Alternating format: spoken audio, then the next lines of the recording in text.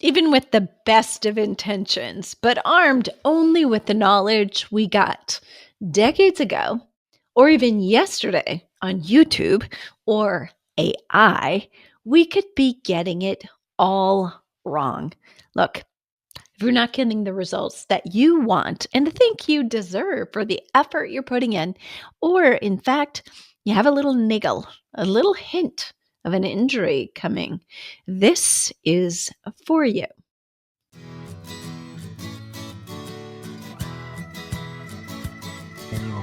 I'm Debra Atkinson. You're listening to Flipping 50. I started this podcast over a decade ago to answer questions about fitness in menopause and beyond before you knew to ask them. So I opened with this, but it is certainly with the best of intentions as always. But if we're armed with the knowledge we got from decades ago, yesterday on YouTube or AI, we could be doing it all wrong. Exercises like these that many women are getting wrong after 40. And it's pivotal after 40. So there's a reason why. Why is this after 40? Sometimes I'll get asked that. Why are you saying for women at this age? I'm saying because the percentage of women that this matters for is higher, because the percentage of women that are doing it wrong at this age is higher. And that is because we did learn more. We did. And so if some of the trainers or the coaches that you've been exposed to knew more, knew better when you got started, potentially you didn't go down this road. But for the rest of us who've been exercising maybe 30 or 40 years, and we learned once what often is really hard to kick to the curb, the beliefs kind of lodge in there. You know what I mean? We hold on to them even if we're not getting results. So this is for you. This is for me. Number 1, knee strengthening exercises that you may be getting wrong after 40. What you think is the problem is weak quads. Oh my gosh. And if we could just stop you right there, we could solve a lot of problems. What really is probably the problem is weak glutes or weak hamstrings. Though some amount of knee isolation in very limited range of motion extension can be helpful, and I'll share a resource that won't hurt and may help you. It's 3 things that are often the issue with knees: tight hips, weak glutes, or in other words, weak hips, and poor quad to hamstring ratio. And listen, when I say poor quad to hamstring ratio, the problem is almost never 2 weak quads. It's 2 weak hamstrings in relationship to quads. So I know that this is true. I mean, I reinforce it every week, if not day. I know the mistakes that people are going to make because I've watched it over 41 years now. So the echo is, this hurts my hamstrings. This hurts in the back of my knee. I'm like, are you letting your knee go straight? Yes, stop it, right? I know what's going on. So trust me just for a minute on this one. To target tight hips, what do you want to be doing? You might try something like a pigeon pose in yoga, or sitting upright. You take your ankle, you cross it over the opposite knee, you press the knee out to the side, not with your hands, but you're pressing it outward. And then you sit forward, hinge at your hips, you come toward that knee.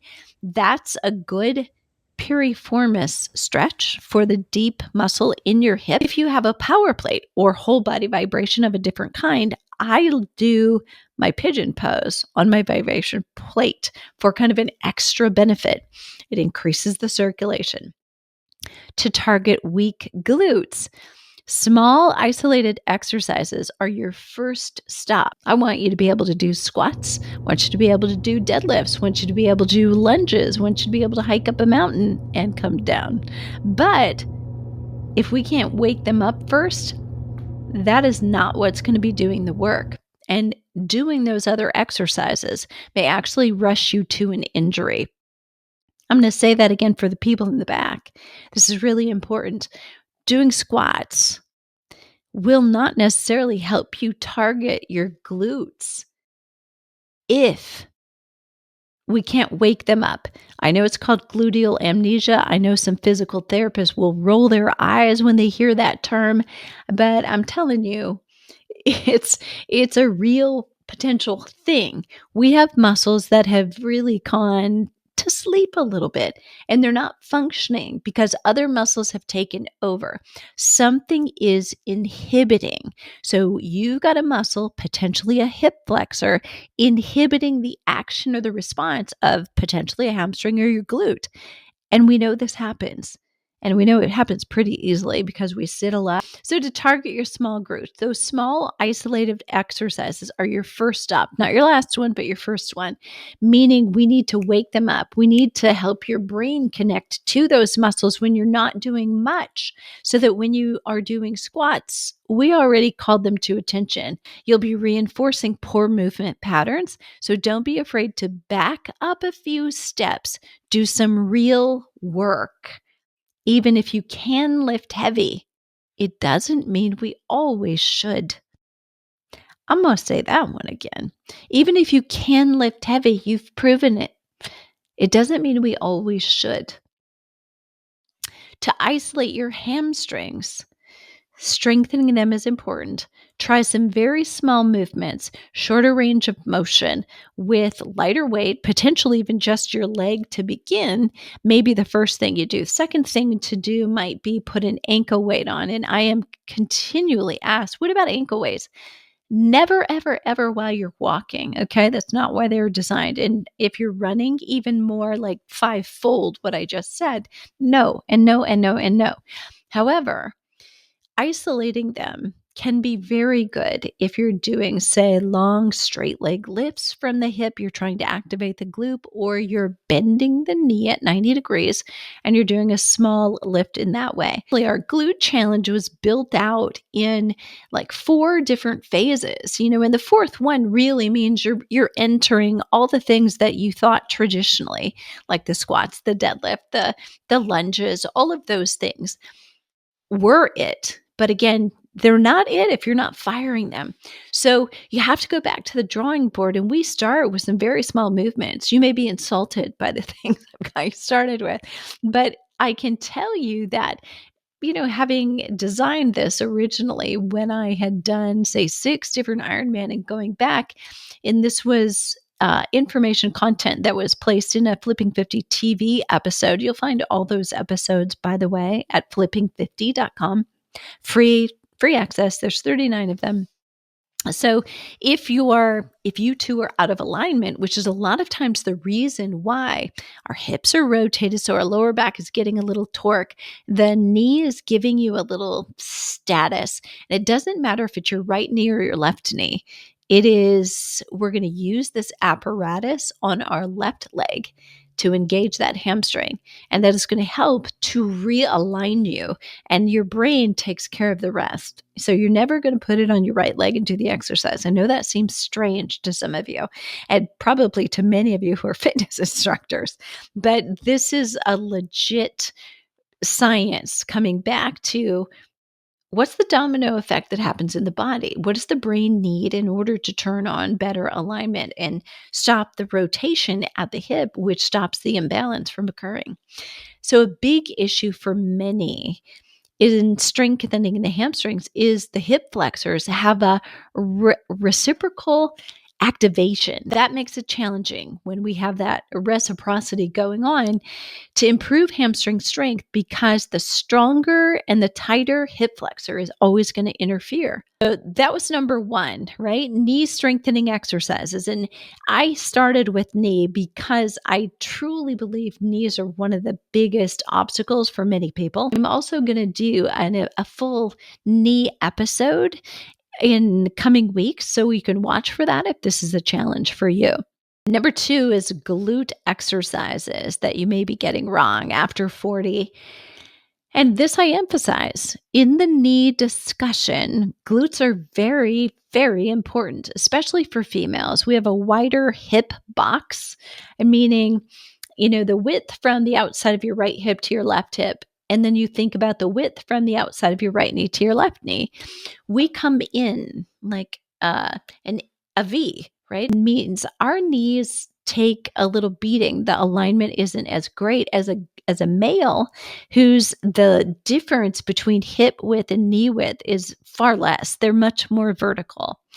So this I emphasize the big exercises that we think about in terms of glutes, like squats and lunges and all those things, they may not be recruiting enough of the right muscles if you haven't got the neural activation optimized. That is the signal from your brain to those muscles. I would hesitate to say this, but not hesitate for very long. We all probably have weak glutes. You can find the glute challenge right here. Hey, real quick, if you're here and you need help and you really want more, maybe then it's possible for you to do right now. I have something really special. It's called the Metabolism Makeover 2.0. Years ago, we did this as a group. It was about $700. It was about 6 weeks, and I've gotten rave reviews from people who are still using it as a resource almost 5 years later. So I'm doing it over, calling it a mulligan, not because it wasn't effective, but because it was, and because I realized I want my members to have something more updated, something fresher. There's a lot of carryover, but there's also a lot of new and fresh and angles that we can take from more recent research. And the more we know, the more we can do right or stop if it's wrong. Look, it's only $49 at a regular rate. So if you want in, you get access right now. Low back exercises. So we've started with knees, right? And went to glutes and now lower back exercises. What you think is the problem, in my experience in working with the general public, we think the problem is a tight low back and weak abs or core. So almost immediately the response we have is, I need to work my core. I need to do ab work because I have a lower back issue. I've heard that said a million times in the last 41 years. I would guess. Okay, maybe I exaggerate a little bit, but a lot. Okay. The real problem, I've already said it. Tight hips and weak glutes and an overburdened lower back are the end result of these. So a little bit of yoga, if not regular stretching, whatever it takes to get you to do regular stretching for your hips, and some isolated hip or glute exercise. Don't do it randomly. Have a plan. The hip joint is supposed to be a mobile joint. It's a ball and socket joint. And most of us sit so much, and then we may be attempting to exercise, go us, but we're weekend warriors. We're not releasing tight hip flexors and getting optimal strength and stretch in the hip or in the hamstrings. So the lower back is more or less a victim because any torque created due to lack of hip mobility and glute strength, you're going to pay for it in your lower back. Okay, next up. This one, not necessarily the exercise and the way we've been in alignment with them, but running versus walking for exercise. What we think we should do to get in shape faster. Running, right? What may work better during peri and postmenopause? Walking. Yep. And you're hearing a lot about it, are you not? I mean, it's really become very sexy, which is so very cool. Calorie for calorie, minute to minute, running wins. I mean, hands down, we have to say, if we were looking at, want to burn the most calories and I want to do a 20-minute workout, should I run or should I walk? You should run. Now, I'm not saying that actually gets you what you want in the end result, but I'm saying based on the question you ask, burning the most calories, if we have the same time frame, then running would win. However, things change a little bit. And when we get to be over 40, we punch that ticket. Most of us are in some phase of perimenopause. So what happens is we are declining in the level of estrogen that we've had compared to in our reproductive years. And we're increasing the amount of cortisol we have. That's kind of a balance game that your body plays automatically. Cortisol is stress.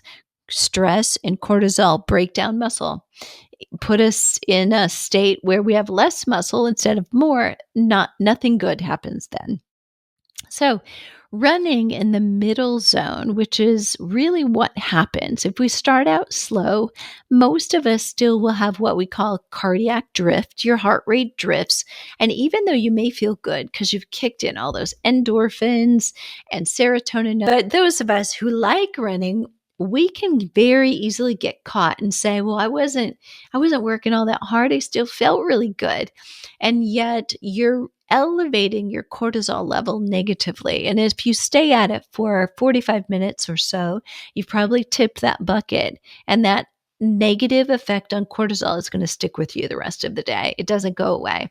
And that is not so good. So consider what happens. If you love running, it feels good, puts joy in your heart. There is a way to include it, but I would stick to shorter runs, less frequent.